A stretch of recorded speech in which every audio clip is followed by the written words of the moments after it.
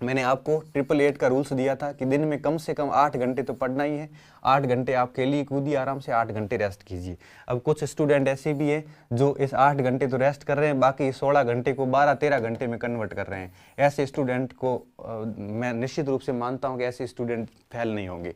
ठीक है, ये 8-8 रूल्स फॉलो करना। इसके अलावा मैंने 5-2 का भी रूल्स दिया था एक, जैसे मैंने कहा था कि 5 दिन पढ़ते हो तो कम से कम 1-2 दिन उसका वापस रिवीजन करो, जिससे क्या होगा कि आपको डेफिनेटली कंटिन्यू रिवीजन होता जाएगा, सिलेबस 3 से 4 बार पूरा हो सकता है। इसके अलावा मटेरियल आप फिक्स कर लेना। अभी आप सामग्री फिक्स नहीं करोगे तो दिक्कत बहुत आ जाएगी। अगर सामग्री फिक्स नहीं की तो फिर क्या होगा कि आप लास्ट में उसको कलेक्ट नहीं कर पाओगे। देखो, बच्चा फेल 3 कारणों से होता है।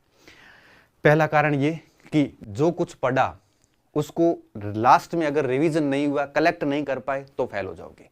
इसलिए आप ध्यान रखना, जो कुछ भी पढ़ो मटेरियल फिक्स कर लो ताकि उसका रिवीजन कर सके। दूसरा कारण फेल का क्या होता है? दूसरा कारण ये होता है कि खुद के मटेरियल पे अविश्वास और दूसरे के मटेरियल पे विश्वास, कि वो ये पढ़ रहा है, मेरे पास ये है, वो ये पढ़ रहा है। देखो, ऐसे अविश्वास मत करो।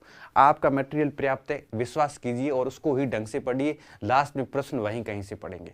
तो दूसरे के मटेरियल पे विश्वास और अपने मटेरियल पे अविश्वास, ये भी एक असफलता का कारण होता है। और तीसरा, नेगेटिविटी। अगर आप दुनिया की नेगेटिविटी में फंस गए, फालतू के डाउट लेके बैठ गए तो आप फेल हो जाओगे। इससे बेहतर ये होता है कि आप इस सारी चीज़ों से दूर होकर आप अपने कर्म पर ध्यान रखिए, फालतू किसी भी चीज़ों में मत फंसिए। ये असफलता के मुख्य मुख्य कारण होते हैं। तो अब ये बात थी, ठीक है। तो अब मैंने ये सारी चीज़ें क्लियर कर ली। अब मैं बताता हूँ आगे 4 महीने आपको क्या करना है ताकि आपकी सफलता है वो सुनिश्चित हो सके।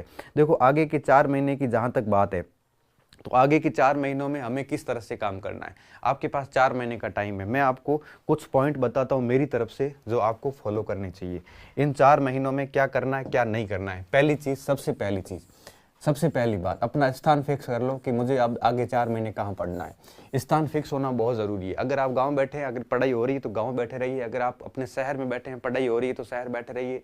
अगर पढ़ाई नहीं हो रही तो शहर छोड़ दीजिए।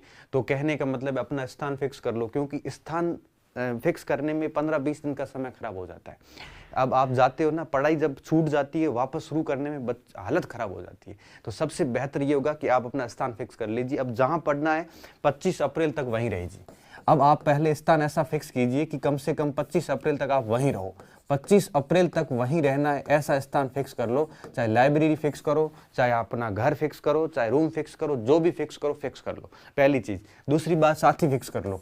अब आपको दोस्त फिक्स कर लो कि किस दोस्त के साथ रहना है, किस दोस्त के साथ नहीं रहना है। अगर कोई दोस्त नहीं है तो किसी के साथ नहीं रहना है। अगर किसी भी नेगेटिव पर्सन के साथ गलती से भी मत रहना, कितने अजीज क्यों ना हो।